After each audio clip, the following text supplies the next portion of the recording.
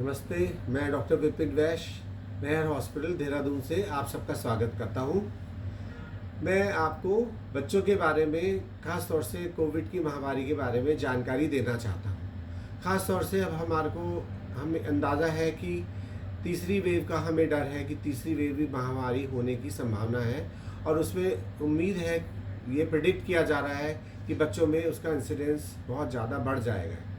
वैसे भी second wave में भी, महामारी में भी बच्चों में कोविड का इंसिडेंस बढ़ गया है, और हम काफ़ी सारे बच्चे इस बार देख रहे हैं जिनको ऐसे लक्षण देख रहे हैं जो हमने पहले कभी नहीं देखे।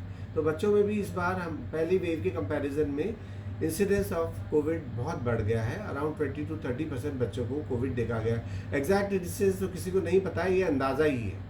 और बहुत सारे 2-3 तरह की कैटेगरी हम इस तरह के बच्चों में देख रहे हैं, एसिम्प्टोमेटिक, माइल्ड, मॉडरेट और सीवियर वैरायटी।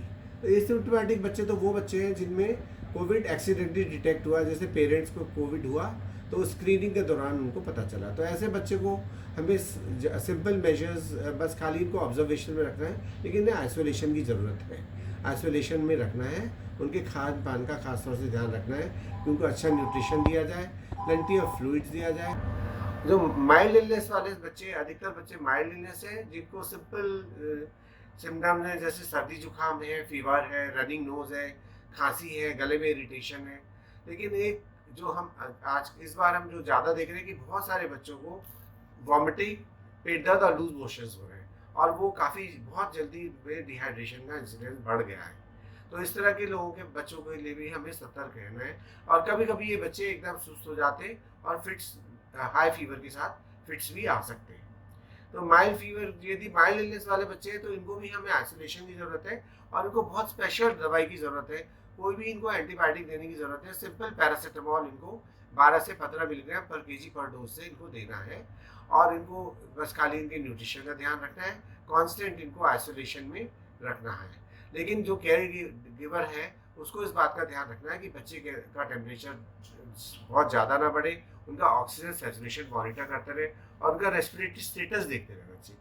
खास तौर से उनकी रेस्पिरेशन की गति देखें कि 1 मिनट में कितनी बार बच्चा सांस ले रहा है। यदि उसकी सांस तेजी से बढ़ रही है, या सांस लेने में कोई डिफिकल्टी हो रही है, या कोई नीलापन उत्पन्न हो रहा है, या फिर बच्चा सुस्त हो रहा है, तो ऐसी स्थिति में उनको अपने डॉक्टर से संपर्क में रख के उसको तुरंत एक स्पेशल कोविड केयर सेंटर में या टर्शियरी केयर हॉस्पिटल में शिफ्ट करना पड़ेगा। और जो बच्चे हमारे ऐसे हैं जिनको कोई एसोसिएटेड कोमॉर्बिड कंडीशन है, जैसे ओबेसिटी है, कोई ब्रोंकियल एस्थमा का बच्चा है, कोई बच्चा कैंसर का पेशेंट है, या फिर किसी को इम्यूनोसप्रेसेंट ड्रग चल रहा है, कॉर्टिकोस्टेरॉइड चल रहा है किसी बीमारी के लिए, ऐसे बच्चों के लिए हमें खास तौर से ध्यान रखना है। और ऐसे बच्चों को हमें बहुत जल्दी उनको स्पेशल कोविड केयर सेंटर में शिफ्ट करने की ज़रूरत है, ताकि वो उनको हम क्लोज मॉनिटर कर सकें। और यदि हमारे बच्चे को कोई सीरियस इलनेस डेवलप हो रही है, जैसे कि उसकी सांस तेज है, हाई फीवर है, सैचुरेशन उनका 90 से कम गिर रहा है, और उसको रेस्पिरेटरी डिस्ट्रेस बढ़ रहा है, या बच्चा सुस्त हो रहा है, लिथार्जिक हो जाता है, या उसको फिट्स आ जाते हैं, या कोमा में चला जाता है, ऐसे बच्चों को तुरंत हमें टर्शियरी केयर सेंटर में या आईसीयू, पीडियाट्रिक आईसीयू में शिफ्ट करना पड़ेगा, जहाँ पर उनकी स्पेशल केयर। और ऐसे बच्चों में हम लोगों को कॉर्टिकोस्टेरॉइड्स, आईवी फ्लूइड देने की ज़रूरत है। और किसी किसी बच्चे को यदि निमोनिया उत्पन्न हो गया तो उन्हें एंटीबायोटिक की ज़रूरत है, जो डॉक्टर की सुपरविजन में दी जाएगी। इससे पहले जो माइल्ड और मॉडरेट इलनेस है, उनमें ना तो कोई एंटीबायोटिक का रोल है, ना ही उन्हें कोई एंटीवायरल ड्रग का या एंटी इन्फ्लेमेटरी ड्रग का कोई रोल है। लेकिन जब बच्चा हमारा सीवियर इलनेस का है, तो ऐसे बच्चों को हमें IV fluids, IV antibiotics and corticosteroids देने की ज़रूरत है। और इन बच्चों में बहुत हाई इंसिडेंस हार्ट का इन्वॉल्वमेंट होता है, जिसके लिए हमें उनका रिपीटेड इकोकार्डियोग्राफी करना है, और उनकी कॉरोनरी आर्टरीज को देखना है। और जरा सा भी हमें डाउट लगता है कि कोई हार्ट का डिस्फंक्शन है, तो ऐसे बच्चों को हमें आईवीआईजी की ज़रूरत पड़ती है। एक स्पेशल ड्रग होती है जो और इससे इन बच्चों में बहुत अच्छा रिस्पॉन्स आता है। कभी कभी इन बच्चों के अंदर कोअगुलेशन स्टेटस डिटेरिएट हो जाता है, तो इसमें हमारा डी डायमर्स वगैरह बढ़ जाते हैं। डी डायमर हमारा 2500 से ऊपर जाता है, तो ऐसे बच्चों को हमें एंटीकोगुलेंट थेरेपी की ज़रूरत, इनॉक्सिप्रिन है, लो मॉलिक्यूलर विटिपेरिन देने की ज़रूरत पड़ सकती है।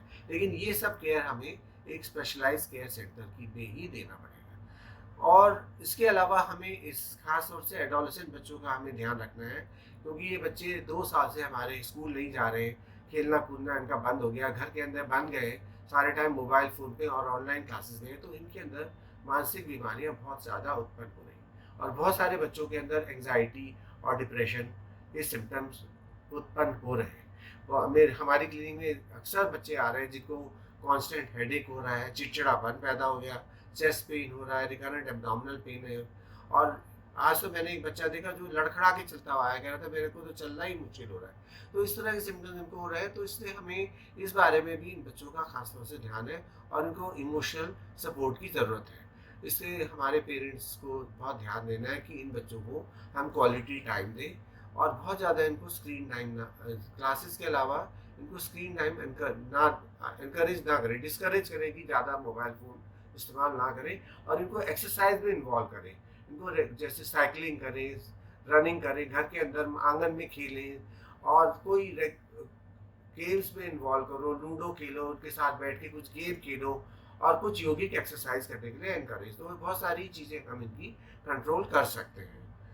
और क्योंकि हमारे ये बीमारी का इंसिडेंस बच्चों में बढ़ता जा रहा है और हमारे लिए बच्चों के लिए कोई स्पेशल सेटअप नहीं है आज की डेट में। कुछ स्पेशल एक दो सिटीज़ में छोड़ के इन बच्चों के लिए कोई कोविड केयर सेंटर नहीं है, पीडियाट्रिक कोविड केयर सेंटर नहीं है। तो हमें इस बारे में आगे के लिए हमें पहले से अपने आप को प्रिपेयर होना पड़ेगा, क्योंकि हमें उम्मीद है कि थर्ड वेव में बच्चों में इस बीमारी का इंसिडेंस और सिवियरिटी ऑफ इलनेस बढ़ जाएगी। तो पहले से हमें इस चीज़ के लिए प्रिपेयर रहना है और हर सिटी के अंदर, हर शहर के अंदर हमें dedicated paediatric Covid care centre develop होने की ज़रूरत है। यही मैसेज मैं सबको देना चाहता हूँ। नमस्ते।